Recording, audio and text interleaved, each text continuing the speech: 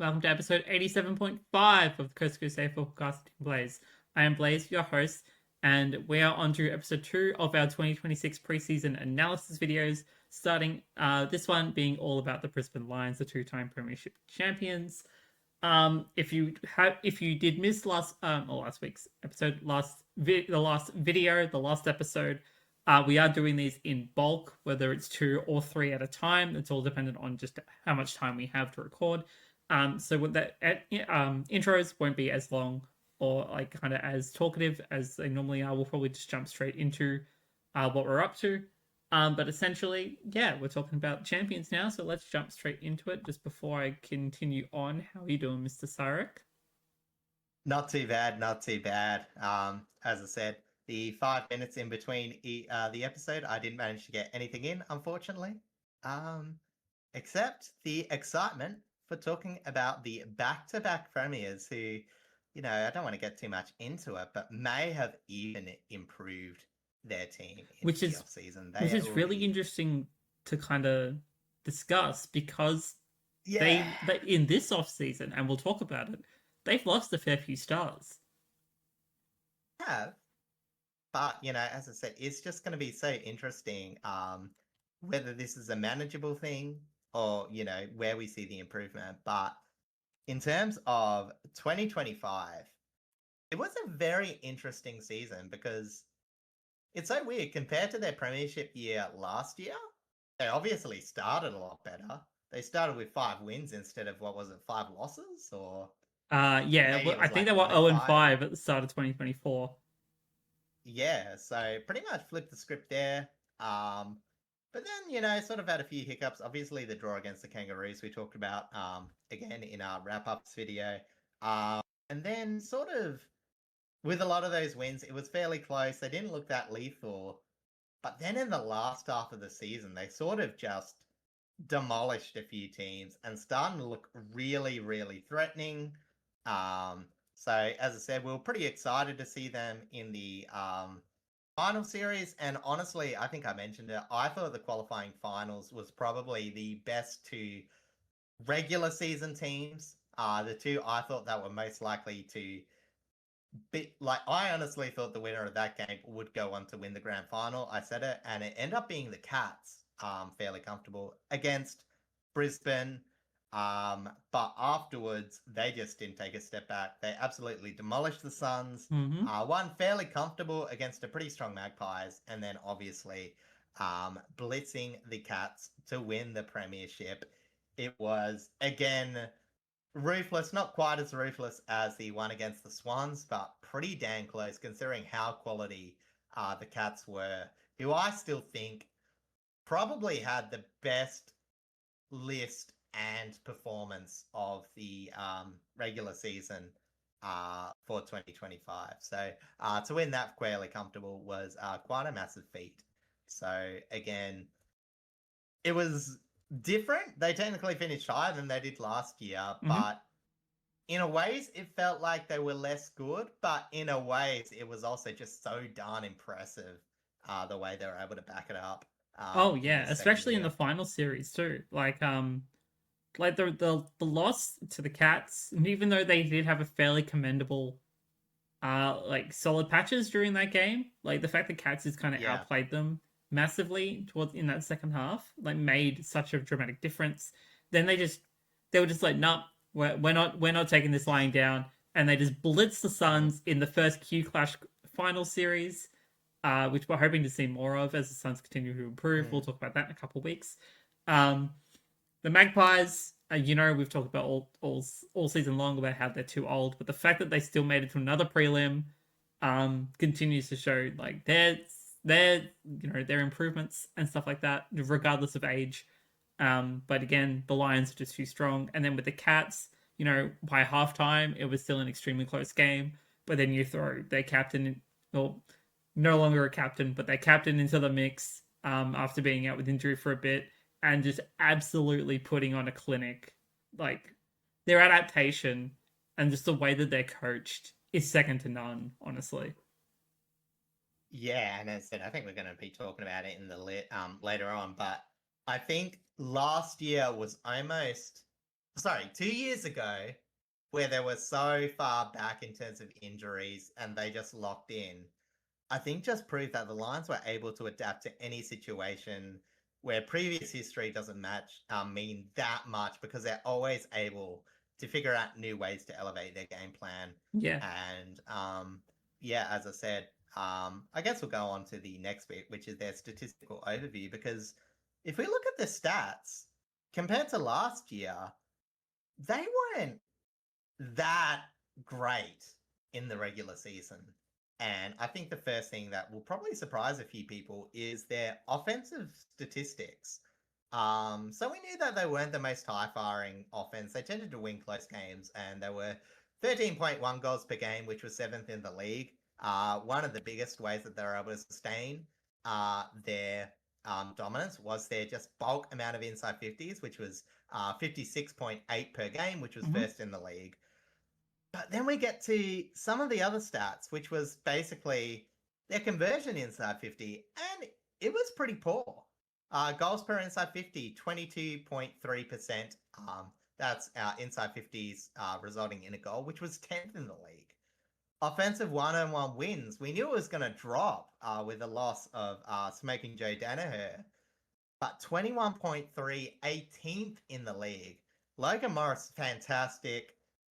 They ended up uncovering a few players that did really good as well. What was the other one? Gallup. Yes, Ty ended up Gallup. playing a few games, and there was another one. I think it was Smith or something. Had I think a few 3-goal games, but overall, it wasn't really getting too much from it. And you see this in the mark inside 50 rate, where they were 11.9 per game, which was 7th in the league, which you think, oh, that's okay. But a lot of that was just becoming from the amount of inside 50s, because their inside 50 mark rate, 20.9, 16th in the league. You know, that's at the level of Richmond and the Eagles, which two teams you probably don't want to be compared to too much when it comes to offensive production. Yeah.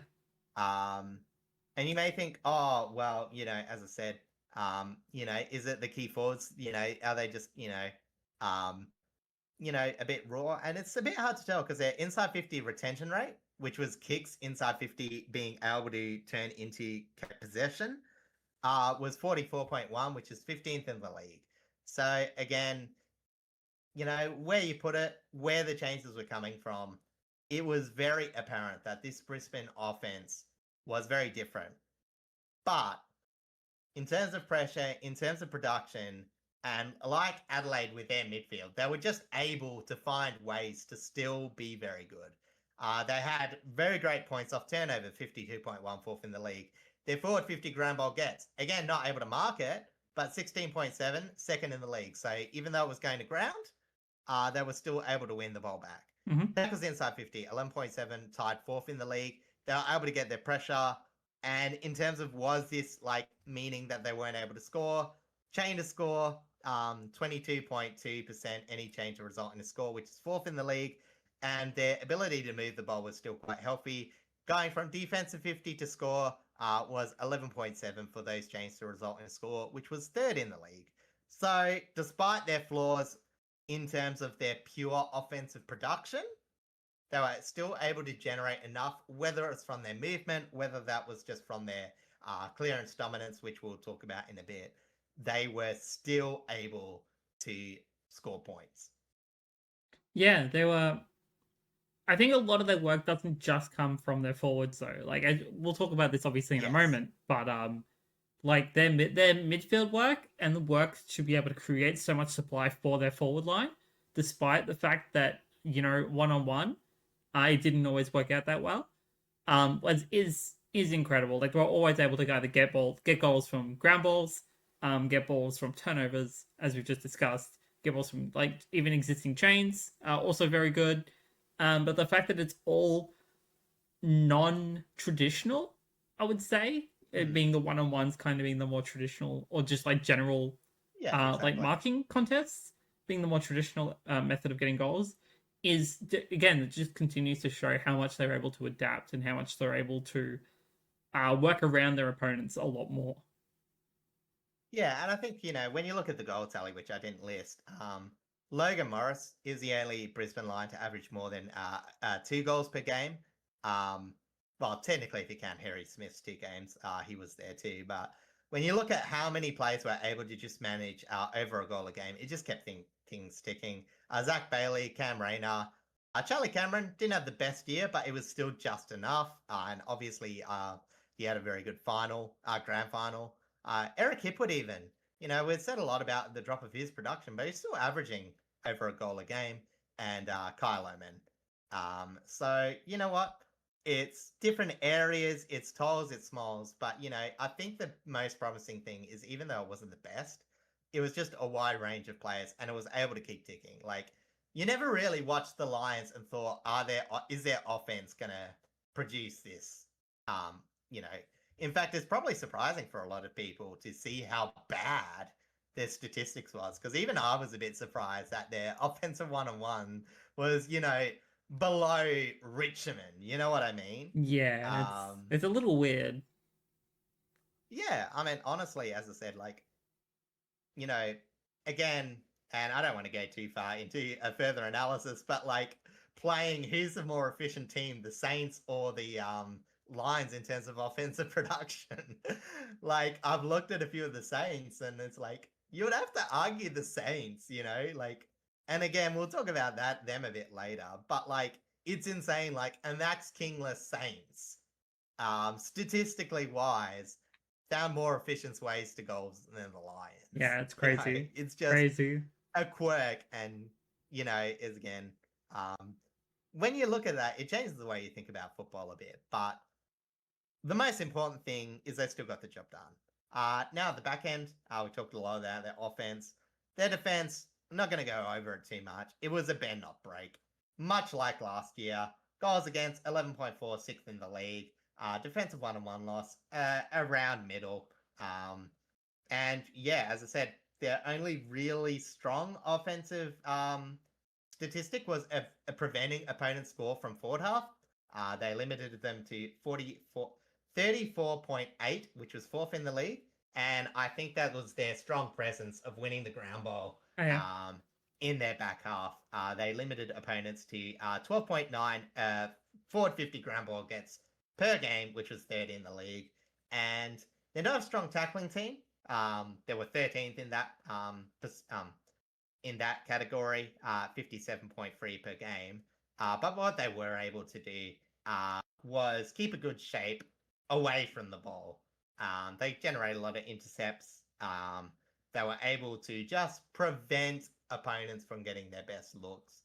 And again, when you dominate the clearances so much, when you dominate the inside 50 differential so much, you only have to be serviceable.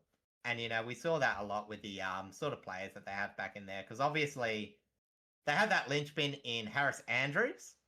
We saw the rise of Noah Answorth.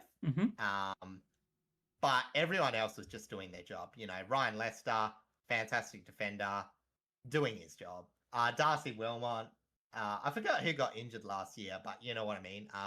Wilmot did his role fairly well. Dane Zorko was able to rebound, and the fact that he was able to get that meterage prevented a lot of what do you call it? Continual rebound 50s. Oh, sorry. Yeah, continuous. He was able to just find ways to move the ball from the back half and prevent the ball going back into their defensive half. So really, they were just devising a game where they didn't have to defend perfectly, but that's also what made them defensively pretty solid. So that's all I really wanted to talk about them. But in terms of where Brisbane are still one of the best teams in the competition, is that forward half clearance game. Top clearances, 40.4, first in the league. Stoppage clearance, first as well. Marks, first in the league. Again, averaging over 100 marks per game, 104.4. Their mark differential, obviously, first, and by a long way, too. 24.6 more marks than their opponents. Their intercept mark differential, again, one of the reasons why they're able to prevent opponents from scoring or getting inside their forward 50. They average 2.2 more intercept marks than their opponents. Their contested marks a bit lacking, but I don't see this as a bad thing. I think this is just them being able to position themselves to generate loose marks. I think that's one of the best things about Brisbane is that they don't need to force a contest. They're not that high in spoils either. They don't force the ball to ground. But when they do, they're able to win that themselves. They their ground ball gets second in the league, and their ground ball get differential 3.6 is fourth in the league. So even when the ball goes to ground, they're able to sweep it up. So they control the ball in the air, but they're still going to kill you on the ground. Kicking percent is third in the league, and as I said, that's a stat that doesn't really indicate quality. Because as I said, their kicking percent efficiency is 65.6. But as I said, when you're winning the ground ball, all you need is that meterage. When you're winning the ball in the air, all you need is that meterage. So even though they weren't always in their players, they were able to just keep that dominance, which resulted in a possession differential of 30.8, which was first in the league, an inside 50 differential of 6.6, which is fourth in the league. And again, their movement was fantastic. D50 to forward 50, 26.3, which was third in the league, and defensive half to forward 50 rate movement was 35.3 chance for it to get basically from their defensive half into the forward 50, which was first in the league. So absolutely fantastic. The only thing you can fault them for was they were also, on the flip side, not that hard to move the ball against, getting at a rate of 14th in the league, which, I don't think really matters because, again, when you're dominating meterage by that much, it doesn't really mean that all that anything, they're still getting supply. Opponents are still able to get supply into their forward 50, but, Brisbane's are getting 2-1, Well, not literally, but you know what I mean? It's like sometimes it feels like that. Like Brisbane know they're going to win it, so it doesn't really matter. And, as again, the defense isn't the best in the league, but it really doesn't matter because where that matters and where they're able to get their game plan is just so dominant, and, arguably both their lines weren't even that great, but their midfield was so good, it just doesn't matter. Yeah, it's so interesting to just not just watch Brisbane by the numbers, but just watch them like in person, like in actual footage of just how they operate. And the fact that they play with so much confidence, especially in that midfield, and it's just incredible just to see how much trust they have in each other to be able to move the ball so cleanly, to get it into their forward 50 so cleanly, and feel like they don't have to worry when it falls out of their forward 50 because they'll just send it back in. Like they build up a defensive wall, right? Like, and structure so incredibly well, both the midfield and the defense, that even if their forward line fumbles, we'll just use Charlie Cameron for an example, had a really poor 2025, had a couple of good games mostly towards the back end, especially in the finals. But for most of that season, when you see a veteran player like that have such a poor games, they just immediately are able to support that and make it look like he had a fantastic game because they continued just to keep it in that forward 50 regardless because they structure so well. Yeah, and I think the important thing is too is you can look at some of these offensive and defensive stats and oh well, maybe they'll drop off, or whatever, or maybe they're not as good as we thought they were. But I actually think the opposite. If their offense and defense even improved a tiny bit, a lot of these close games that they were only narrowly winning in the regular season, would have been absolute blowouts. You know what I mean? They would have been by far easily first in the league in a year where there were a lot of good teams, but there wasn't that ruthless standout. Obviously Adelaide winning the minor premiership. Still had a few questions of them. Collingwood leading the league, but they sort of fell off. But you know what I mean? It's and then we look at the Lions where we know that they're able to get the job done, had a really strong back half, but they didn't look as threatening as they probably could have been. But then, as I said, we get to the grand final where things did pan out for them, where they were getting just that bit extra conversion. Their defenders were playing the lights out, and they were able to get, Charlie Cameron got a few more, arguably a bit cheapish goals, but he was able to work out a way to get them. McCluggage, he just had an absolutely fantastic game, but directly impacted the scoreboard, which gave them that bit of an extra boost. Mm-hmm. And all of a sudden, they're dispatching, again, a very solid team. Like, it should not be understated how decent that Cats team was on paper to just be sort of thrown aside at half time. So, again, even though, as I said, it is important to realize that, on paper, there are deficiencies, much like Adelaide. But this is a team that is so well coached, and their best is so ridiculously ahead that it just makes them so undeniably silly to not at least have them in the top 2 most likely teams to win the premiership next year. Yeah, agreed. Like they've put themselves in such a good position, even with the players that they've lost in this offseason and the players that they've brought in, to where they could genuinely have the best chance that I've ever seen to get that three-peat as they had 20 odd years ago. Yeah, exactly. So we're sort of alluding to it. So what are these changes that are going into this 2026 season? So Blazy. We'll start with the outs because they are some pretty big outs. With retirements, we've got the big O, Oscar McInerney. He finally got his maiden premiership, which he was meant to get in 2024. Fortunately, due to that injury in the prelim, that's when Darcy Fort stepped in.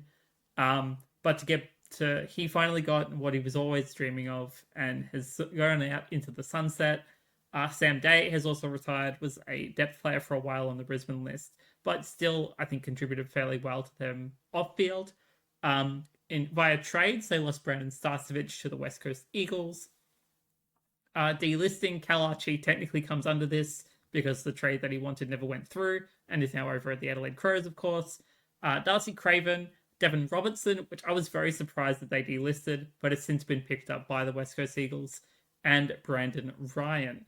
On the inside of things, there are 2 big ones to note, and we will talk a little bit more about them in depth, but that's Oscar Allen from the West Coast Eagles, former West Coast captain, of course, and Sam Draper from the Bombers, which it really hurts the Bombers because of how many injuries that they had in 2025. We will talk about that in depth in either our next recording session or the one after. In terms of the draft, they've picked up some players that I have heard have some really high prospects.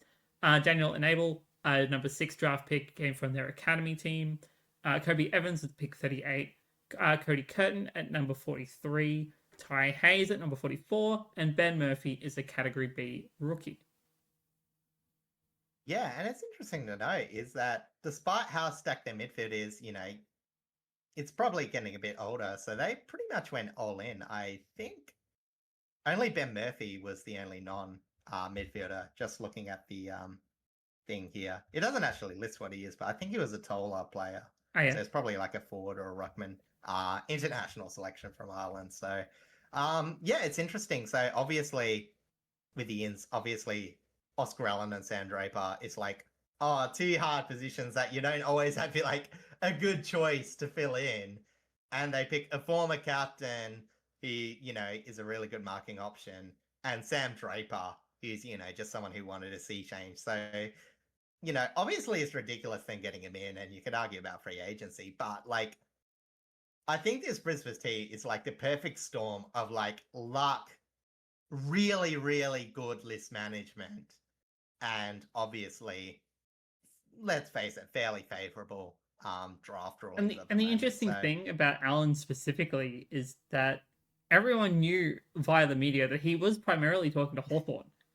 To suddenly see him, like without any kind of word of it, either media or otherwise, see him to end up in Brisbane is huge. Yeah, exactly. And again, it's like not probably in most people think, because you think, minor premiership, like the outs, as you mentioned, like that is a healthy amount of outs for a premiership team. Like in terms of parity, that's exactly what you want to see. Because, even though Brendan Starcevich, really good player, they've got Darcy Wilmot, they've got sorry, I'm looking at the wrong list. Yeah, They've you got uh, Noah Answorth, sorry. Really good young rebounders. Tom Dodie possibly comes back, It's a talented loss, but they've got coverage for it. But again, loses a bit of depth. That's what you want. Oscar McInerney, again, key servant, loses, a ruckman, which they sort of need to go from. Kalachi loses an offensive bit of depth. Dev Robertson limits the midfield depth. Again, what you should see. Good to see most of them got all the opportunities, except for the ones that retired. Yep. But you know what I mean. But then again, they get Dan Annable. They get like a fair amount of healthy mid-round picks, and it just feels like they've restocked. So again, we'll go into the specific players, but overall prospect, this is probably, I would say in contest, the best list change from 2025 to 2026 in terms of where you should be. Yeah. You know what I mean? Yeah, I Like, agree. keeping in mind they've won the premiership, they should not have this good a list change. But you gotta have it when you get it. Exactly right. If you're gaming the system the right way, you're gonna be rewarded for it. Yeah, it's up to the AFL to change things. Exactly. It's annoying as a fan, but like, there's still no guarantee they'll win 2026. Like, they could have 10 ACL injuries for all we know. They've just put themselves in the best position to win the premiership next year. Yeah, absolutely agreed. So we're going to jump over now to our important players. And I will start. I will just briefly mention that Oscar Allen is mentioned twice. He's in the important players and the fresh faces. But because he's in a specific role that desperately needed to be filled a specific way, he's in both. So with Oscar Allen as an important player, you may have been riddled with injuries throughout 2024 and 2025, but Allen's move to Brisbane will be a fresh start, no longer with the pressure of captaincy on his shoulders. Consistent game time alongside Eric Hipwood and Logan Morris will hopefully remind the AFL world what he's capable of. Again, if you look over his stats from when he was fit and healthy, he was one of the best forwards in the league for a time. And he was the most exciting forward, young forward coming through the league. Sort of got replaced with Riley Philthorpe, but there's no doubt how much hype was behind him. And there was a reason why the West Coast Eagles gave him captaincy so early. Even though I guess now you could argue that that was a mistake, but that's neither here nor there. Yeah, and it's the fact that even through all of his injuries, this is still something that he wanted to pursue. Like, he wants to keep playing footy. I don't think it would have mattered too much which team he actually went to at the end of the day. I think he just needed to change out of the West. So probably no Freo, but Freo don't need him anyway right now. Yeah, get out of that Optus Stadium turf. Yeah, that Not too. been the best. But just getting a new sea change, hopefully working with better medical team, and getting finally fit to play a full season will go a huge way for Oscar Allen's confidence and his just overall skill set as a tall forward. Yeah, and we mentioned with Brisbane is like, yeah, they only had one player average over 2 goals per game. Like, you Being could like see Morris. Oscar Allen. Yeah, sorry, being like Morris, but you know what I mean? Is like, you could have at least, even if they don't average 2, you could have 2 players average at least 1.9 a game. You know what I mean? And that's going to be really our prospect. And if one of them has a really good season. Oh yeah, and this move also takes a lot of pressure off of their small forwards as well, because Eric Hipwood has been playing further up the ground, with Logan Morris deep forward. And granted, a lot of their smalls and their midfielders have been firing fantastically for score, right? Yeah. Whereas we've already discussed, but having that second proper forward up there, goes a long way in terms of being able to take less pressure off of your smalls, take less pressure off of your other tall, and have a better chance of good cohesion in terms of being more optimal with scoring. And it's ridiculous. Like, the only thing you could really say about Brisbane offensively for the start of 2025 is like, I know Hipwood isn't the player he used to be, or, potential wise, whatever. I still think like that synergy with him, with the other key forwards, like he helped out enough. And I think that's always counts for something. But then obviously he's injured for probably what's going to be the first half of 2026, with the injury he picked up in the Was it the prelim or the? Would It have was been, one of the well, he played the finals. grand final, so Did he? yeah, he did. So I think it was Yeah. an injury he got in the grand final or in the off season. Yeah. Anyway, so he's slated to return a bit later, but you know what I mean? Is like, oh, you can see, oh, maybe they don't get off to a good start because their forward line takes a while, but like, and maybe Oscar Allen takes time to develop. Who knows? Like, key forwards sometimes do that, but like, it's just ridiculously how good this adds, how much this adds to Brisbane's structure, especially what we were talking about with the stats before. Yeah, absolutely. Next on the list is Harris Andrews, now a solo captain in 2026 due to some off-field drama. He's still one of the game's best key defenders, possibly the best key defender. In my eyes, he is, but because I just love him that much. He will likely have to step more down back due to leaving talent, as we've already discussed. But we know that he's got a really good structure around him. So hopefully it'll just be more consistency, as we've already kind of expected out of him. Yeah, exactly. So, I don't know if he'll have to step up more, but like, I think, you're right that the game plan down back is undeniably centered around Harris Andrews, maybe getting the intercept and moving it onto the insanely good halfback rebounders.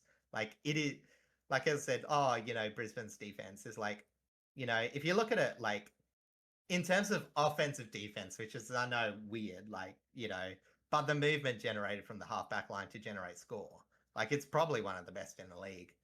Like, maybe you could argue, like, Adelaide off turnover is better movement. But Brisbane are able to just do A from both movement and general play. So Harris Andrews, again, the only side of this, as we've mentioned, is that he does have to continue keep on going because he is that defensive structure. Like, it prevents this being a bend for not break defense to a broken defense. Yeah, exactly right. He is So, that key cog. as I said, yeah, like I said, Froggy Lester, fantastic defender. If he's your best defender on the park, though, you're probably going to be a bit exposed. So, yeah. Yeah, that's pretty much it. And then my last one is Darcy Fort, obviously in the ruck role. Stood up massively with Oscar McInerney out on injury and form and has now obviously retired. The amount of consistent games that he did get, which was pretty much everything, improved his game tenfold. He finally got the chance that he had been after for so long. With Sam Draper coming over from Essendon, it does mean that he doesn't have to, thankfully, do as much and is able to contribute more in shorter bursts because he's now able to rotate with a second ruck. And Draper, being the younger one out of the two, will likely take on more of the number one ruck role, but that'll likely be match dependent, I would say. I would think so too. And I think one of the thing is with Sam Draper, I don't think he has the best tank of all the. I actually would say like Sam Draper doesn't have the tank to be a ruckman in the AFL at the moment, or from what I've seen. So that's why again Darcy Ford is so important because as I said that may develop over the next 2 years if they get him into a good system, get his preseason up to snuff. Not saying it hasn't, but you know what I mean. It's just like from what we've seen, he tends to tire out, not make the best decisions. So Darcy Ford is going to be that reliable pillar, which they still turn to. Yeah, absolutely. All right, you'll go now. Yep. Now to the more fringier picks. I'm going to pick Tom Dodie. He's a general defender and a rebound defender. And, again, injury prone, often forgot about. But last year he came back into the squad in round 21. Unfortunately, injured his wrist straight away. So he has had the worst luck. But, you say, oh, Brandon Starcevich out the side. Maybe they lose a bit of defensive impact. Because, again, even though, I think it's Wilmot that's like the better defender out of Wilmot and Ainsworth. Like, they're still really solid. I agree. But you could argue that Tom Doty, that maybe that's a bit of an area of concern. But as I said, Tom Doty has a bit of depth. If he gets back in, again, it's just bend don't break. They still probably manage to keep their defense flexible. So again. I don't know if he's going to get that many games this season, but I could imagine him having a decent return at about, 15 games if necessary, and he can get his body right. And I think that will help them a lot. And someone who will probably play a few more games that I think, probably a more obvious pick, but I'm going to say, it's not underrated, but like there's so much more importance on this player for how young he is Kyle Oman. One of the feel good stories of 2024 covering Kitty Coleman, developing his way into the side.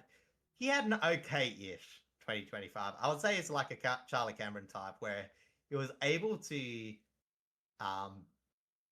offensively find his way into games, but during the season, he had patches where it was pretty much a non-factor. Yeah, agreed. So one of the things I want to look from him is to see how he can improve his efficiency up the ground with Archie exiting the side. This is the time for him to develop a forward link-up role, be a bit of a crummer as well. Like, obviously, they've got the deep crummers who can just, like, appear like Charlie Cameron. But, you know, like that crummer that, you know, goes into contests that come a bit up the ground. You know what I mean? So, you know, it just makes their offensive forward 50 a bit more rounded if Kyle Homan is able to have a at least solid, if not great, 2025. 2026, I should say. Yeah, he's one of those players that kind of drifts in and out of games at times, and we saw that a lot in 2025, and it was talked about a lot like media wise as well, where he was kind of very, very quiet. Also, he was dealing with a lot of injuries, so he was in and out a fair bit. But when the big games come around, he's one of those players that does stand up and stands up quite obviously, and will absolutely kick a bag if you let him run free. I expect him to kind of play a little bit more up the ground and play a little bit more of that link up role. I would say maybe push a little bit further onto the wing, and just kind of go have a bit more of a run around rather than play more of a deeper forward role. Yeah, because as I said, like again, he's only 22 years old. Like as I said, it's pretty harsh to say, oh, like he needs to lift at this point of his career. But I think what we're trying to say is like there's a huge opportunity for him to become or develop that consistency. Like as you said, Archie leaves, and Brisbane, just the way they're formatted, they like to rotate their wings. Obviously, it gives someone like Zach Bailey a chance to also go into that forward line. So you could see them swapping around a bit. So as I said, it's just a really good chance for Kyle Oman to integrate more than he already is and keep his development going. You know, as I said, like this is sort of a year where like some players they sort of just stop developing and then they're just sort of a play you know where they're sort of at. Whereas as I said, this year is a good chance for a growth year. You know, but again, I don't want to say it's like Kyle Oman needs to do that, you know, but when you're in such a really good side, you do need to make a high level of consistency. Otherwise, you might find your spot in jeopardy as well. That's kind of just how it works. It's how the AFL system works. As you mentioned, like, you know, we saw that with Devin Robinson. Like, when you saw his stats, there wasn't really too much to say that he was dropping off in production. They just needed to see a bit more growth from him to continue playing him. Otherwise, it's just sort of a waste playing in the VFL. So, yeah. Yeah. All right, jumping over to our fresh faces. And as we had mentioned before, Oscar Allen is in both because he is a brand new player to this team. But essentially, the less pressure on his shoulders, hopefully healthier, being in Brisbane now under a new medical team, and will be able to just help their Brisbane's young forwards a lot more, both their smalls and their tall in Logan Morris, of course. And find that little bit more consistency once again. Yeah, exactly. And it's like Brisbane isn't a team that probably needs that extra consistency, considering that they already managed to find ways. But yeah, as I said, we've got to at length. It's like ridiculously how good this pickup is. You know, and as I said, even though it would pain for me to see like Oscar Allen obliterate Brisbane win another premiership, it is nice to see him get a chance to play at his full potential. Yeah, absolutely. Right now, Sam Draper, who is probably the more interesting one of the two. Like, you probably know what Oscar Allen is going to give. But Sam Draper, I would say for Essendon, and, you know, Essendon fans have differing opinions on Sam Draper. The media versus the fans have different opinions on Sam Draper. But I think even, like, the most optimistic Sam Draper would say he's mercurial. Like, his tough work forward combination can absolutely break games. But you are absolutely at the whims of his disposal and decision making. And as I said, he probably just can't run out games. Maybe that's what contributes to some of that. But you know what I mean. Like, honestly, he's almost like the Joe Danaher type, where if he improves his game, you absolutely take the negatives with the positives because there's like a lot of positives. But it will be interesting to see if he does actually continue to develop the hype that was around him. But again, at Essendon squad, it was really painful at times, his lack of decision making and disposal. You know, like for as good as he was also costing him a tiny bit. But in this Brisbane Lions squad that can cover for areas, geez, this could really be a dangerous addition. As I said, I'm not as excited about Sam Draper as Oscar Allen, but it is ridiculously ridiculous how good this pickup is all the same. Yeah, it's and like when Draper was on the park for the Bombers, like you could see he is incredibly dangerous when he plays a good type of game. When he does kind of the silly stuff that he became known for, then you know it's a lot less threatening. But when he's able to actually kind of play, I'd say play his own way, but play in a way that is actually a lot more beneficial to the people around him, he could be one of the most dangerous rucks in the competition, which is really scary on a team like Brisbane. Yeah. And even like on a team like Brisbane, like in Essendon, obviously got injured early in 2025, but like originally he was needing to be that number one ruckman because they had no one else around. Brisbane, like Darcy Fort is so dependable. So like Sam Draper, like the pressure's off. Like this is a free dice roll for Brisbane, and it's not even much of a dice roll. Like even Sam Draper at his mercurial best is still probably going to have a positive impact for them. So again, probably not want to say, oh, like the season's over, give Brisbane the premiership, but man, these are just some nice additions. Yeah, that's insanely good pickups. But we're going to jump over now to our reasons for optimism. Yeah, and I'm not going to go over this too much because, as I said, it is what we've talked about at length, but just all the pickups and the fact that Fagan is probably one of the best coaches at all time in it with his work in the regular season to fight against adversity. It's just so hard to see whether they'll fall off. Like again, yeah, sure, I could see them losing the premiership match. It's very hard to see them not making a prelim. It's very hard to see them not making the grand final.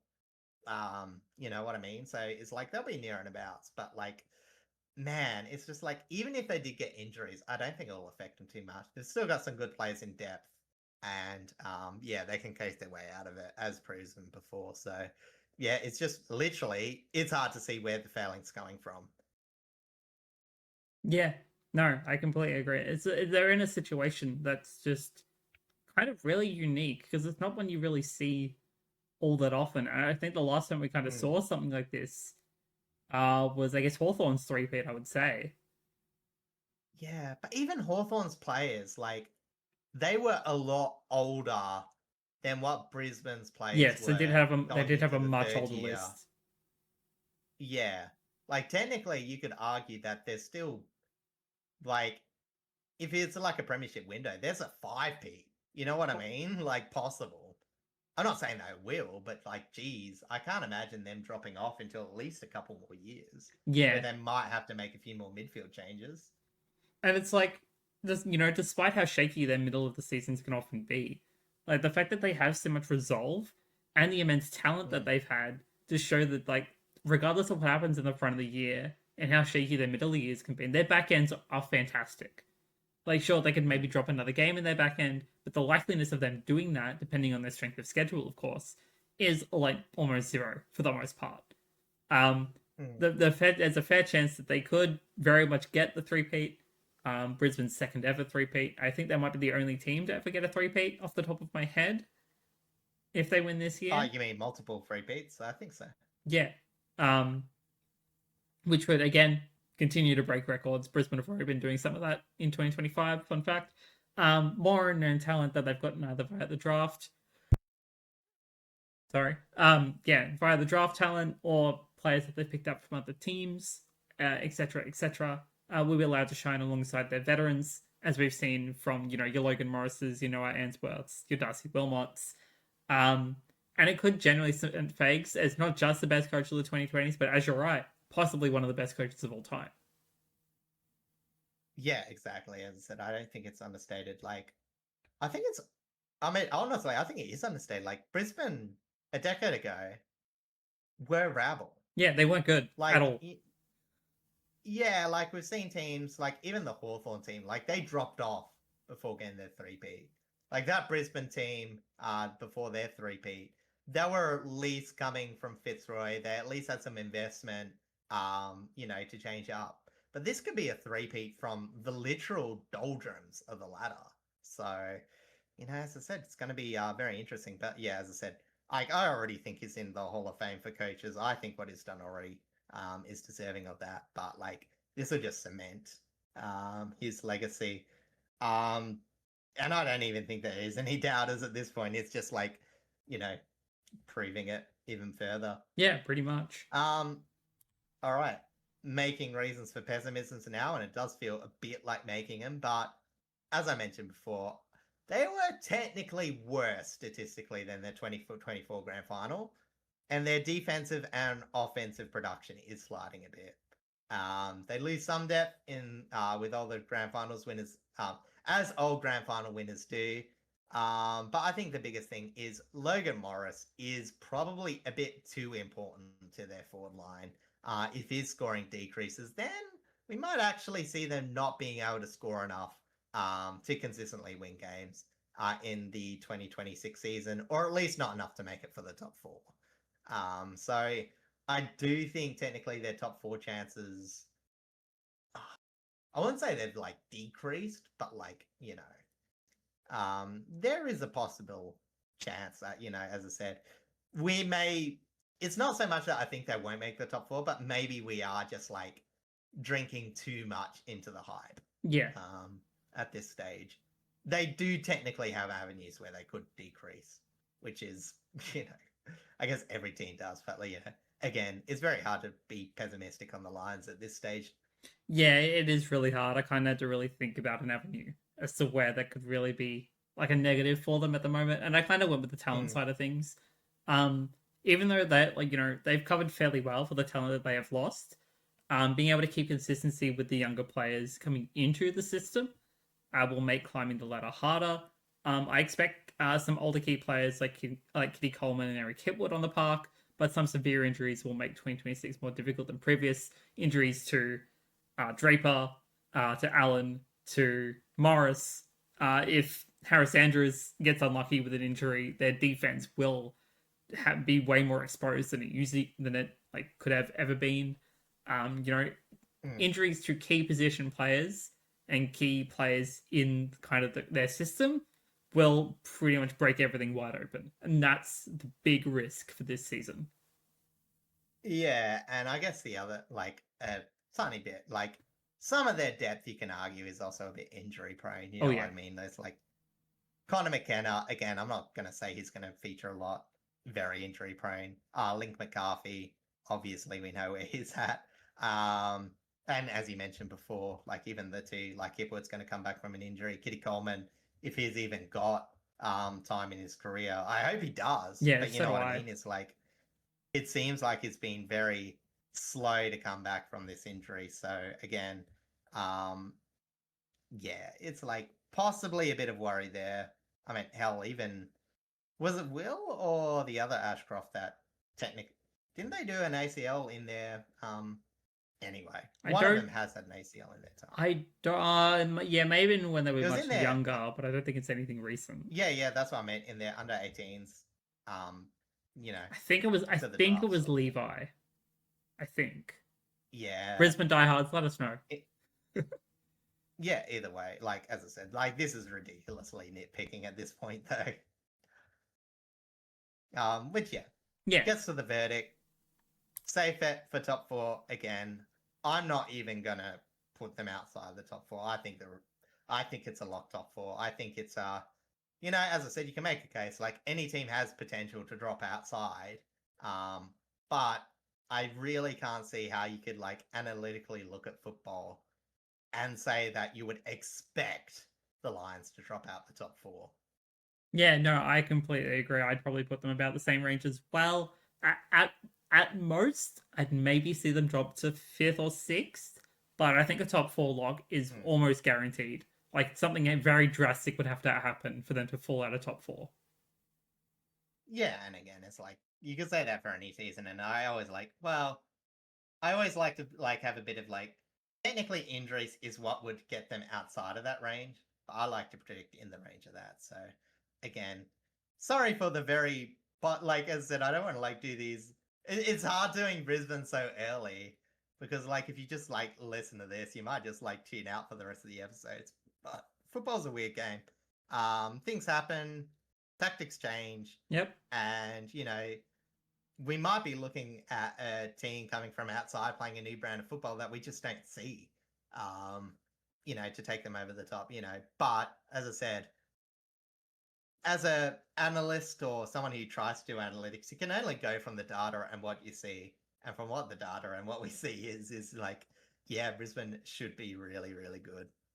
If you're a Brisbane fan, look forward to the season. If you're a fan of another team, don't give up hope. As I said, even if Brisbane are to win the premiership, there's so much interesting things in terms of development in what happens in the future years.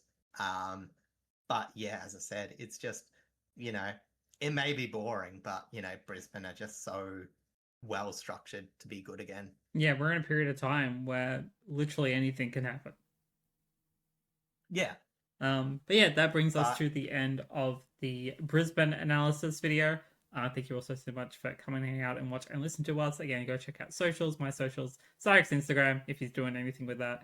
Um, and stay tuned for our next team in the preseason analysis set of videos, which is Carlton. That's going to be a very interesting one to talk about. So, without further ado, thank you all so much, uh, and we will see you all then. Take care.